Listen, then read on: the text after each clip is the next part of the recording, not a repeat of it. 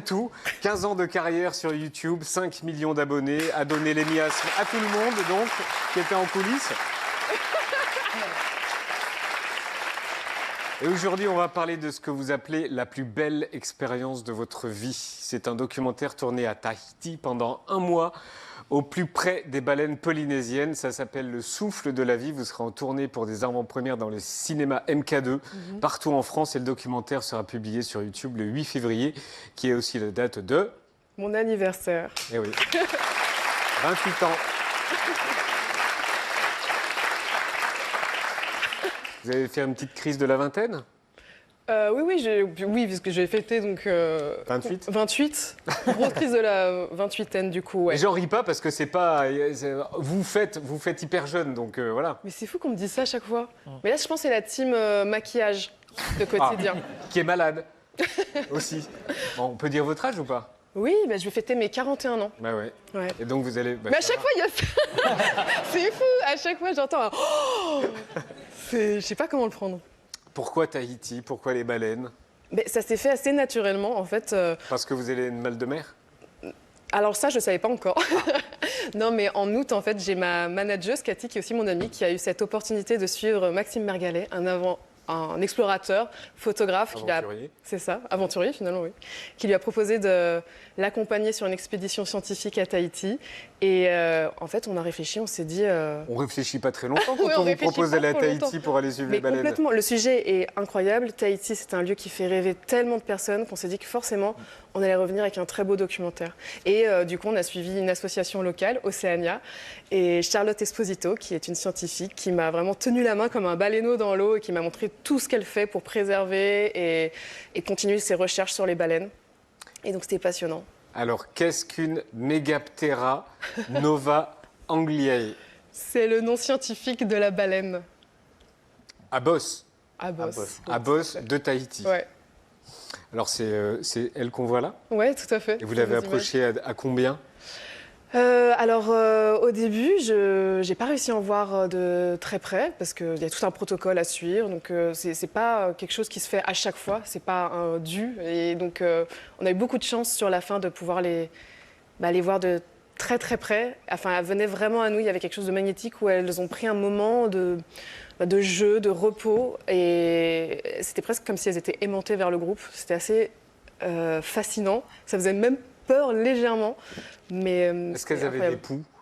Elles avaient des poux de mer. Elles ont des poux. Oui, elles ont des poux. Ça, on l'apprend dans le doc. Moi, je ne savais pas que Oui. les baleines pouvaient avoir des poux. Alors, c'est des très gros poux, comme on voit ici. On dirait des petits aliens, en effet. Et en fait, donc c'est des parasites qui se greffent à leur peau, qui montent dessus et qui voyagent gratos, qui mangent, buffet à volonté. Et elles vont avoir tendance à sauter pour s'en débarrasser. Et je comprends pourquoi elles sautent, parce que c'est terrifiant. Ah, c'est pour ça qu'elles sautent? Elles sautent pour jouer, pour communiquer, mais il y a aussi une petite raison pour se nettoyer les peaux mortes. D'accord. Ouais. À la fin du documentaire, il se passe un truc hyper rare. Est-ce qu'on peut spoiler ou pas? Alors, je pense qu'il vaut mieux le regarder à travers le documentaire. Ok. Non, parce que c'est une situation un peu... En fait, il y a eu des événements qui nous ont dépassés et qui sont assez douloureux, qui concernent 2 personnes de l'équipe. C'était pas du tout prévu, donc le documentaire a pris une tournure, une autre dimension, je vais dire.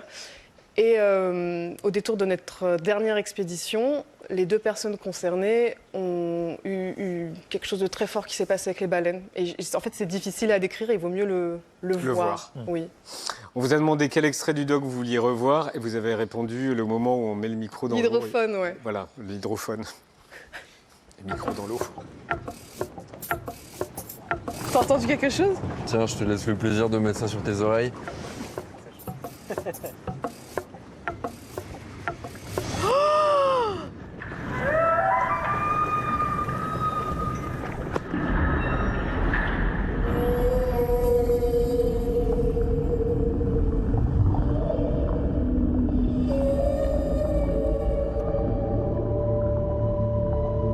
On est pendant la période de reproduction des baleines.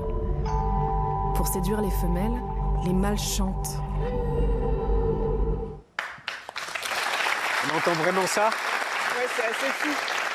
En fait, on a tous déjà entendu des baleines Oui. enregistrées, et là, de les entendre en vrai, vrai. en direct, ça fait vraiment ça produit quelque chose de très fort. Surtout de savoir qu'ils sont en train de chanter pour séduire des femelles, et de savoir qu'ils peuvent chanter pendant des heures, qu'ils ont des couplets, des refrains, que c'est très structuré, et qu'on peut reconnaître des mâles à leur chant. Je trouve ça fascinant. Maya, tu as essayé de retracer les 15 ans de carrière de Natou. Et oui, trajectoire extrêmement durable, puisqu'il paraît qu'on vous appelle la daronne de YouTube. Non, et alors, c'est vrai que c'est assez rare quand même d'avoir des youtubeurs qui arrivent à durer dans le temps. Et vous, 15 ans après les débuts, vous êtes encore là, vous êtes encore pertinente. Pour rappel, c'est en 2011 que les Français vous ont découverte, contrairement à plein de vidéastes qui ont commencé ado. Vous avez 26 ans quand vous rejoignez les pionniers de YouTube. Ah oui, Je trouve ça que ce date, hein. maquillage souligne parfaitement l'intensité de mon regard. N'est-ce pas ravissant? C'est le début d'une carrière actuellement suivie par plus de 5 millions d'abonnés qui se passionnent entre autres pour vos contenus sur la brocante. Avec vous, cette activité devient carrément épique. Et ça, c'est pas donné à tout le monde. C'est parti, on y va. On fait quoi? Faut attaquer là les stands, faut y aller. C'est un cadre photo? Purée, Mélo 1 euro, 5 euros comme ça marche. Cette carrière de vidéaste, vous avez su la diversifier. On vous a découverte autrice en 2015 avec votre livre Icône, actrice en 2017 au cinéma avec le film Le Manoir, Pékin Express, Danse avec les stars d'Internet et puis aussi Top Chef, édition spéciale créateur de contenu. Ça fait beaucoup d'activités. Et puis il faut suivre les algorithmes, et puis il faut être visible tout le temps. Et puis quand on est une femme, on se tape aussi évidemment la misogynie en ligne. Ferme ta gueule, sale chienne. J'apprécie ta contribution, petit être de lumière. Dès 2017, vous commencez à remettre en cause la pression de votre métier. Vous choisissez de ralentir pour protéger votre santé mentale, un sujet dont vous parlez d'ailleurs de manière assez C'est pas franche. plus mal aussi de montrer qu'on a des failles et des défauts, des faiblesses, et que tout n'est pas toujours au top du top, quoi. Des fois, je peux me retrouver en PLS à chialer au sol chez moi.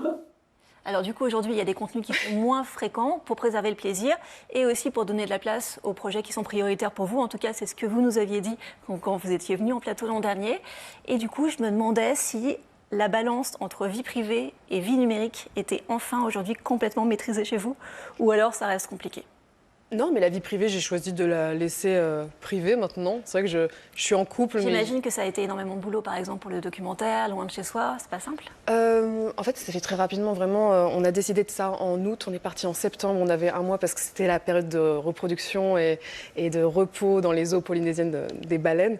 Donc ça s'est fait assez vite. Ensuite, c'est vrai que depuis, c'est des phases de montage, d'étalonnage. Enfin, il y a beaucoup de travail, donc c'est très chronophage. Mais j'arrive parfaitement à jongler avec tout ça et ça reste un plaisir.